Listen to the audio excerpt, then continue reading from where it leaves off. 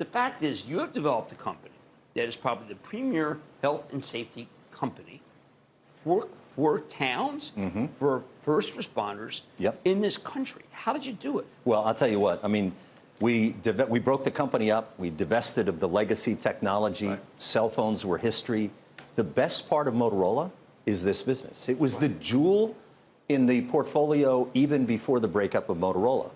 We're number one in land mobile radio communications, 13,000 networks worldwide.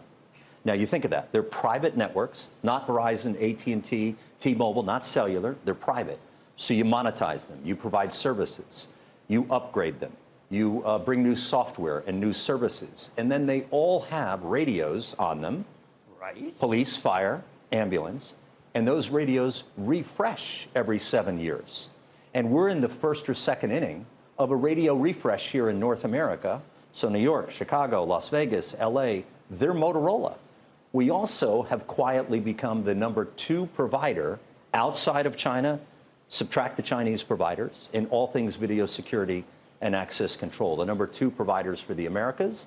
And you mentioned command center software. Right. There's 6,000 911 centers around the country. We have 60% of the time we have a piece of software in there. So we do in command center software, emergency call management, voice and computer activated dispatch, real-time intelligence, and records and evidentiary management. So you think about this ecosystem, Jim, for public safety. Right. These are adjacent markets, integrated workflow, same common sales motion, the Motorola brand. It's an awesome, awesome company. Also, Dave Cody, Honeywell's my next door neighbor. Sure. And I know you I know Jersey Dave, well. Yeah. He always told me that no one ever, one, skimps on safety, and 2, spends less on safety. Absolutely. The markets you're in, including, unfortunately, for schools, are a necessity. Of course. Every year, more and more. I mean, Jim, what we do is a need to have, not a nice to have. And by the way, this is the strongest demand environment I've ever seen. Then you go to the backdrop of North American funding. In the $1.9 trillion Biden plan, there's $350 billion for state and local upgrades 3 years out. There's $170 billion for education.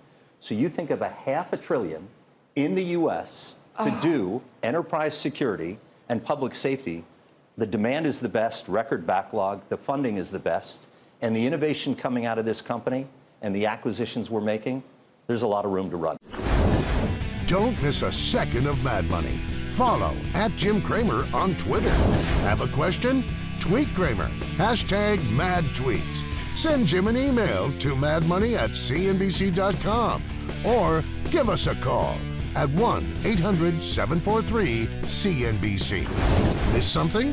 Head to madmoney.cnbc.com.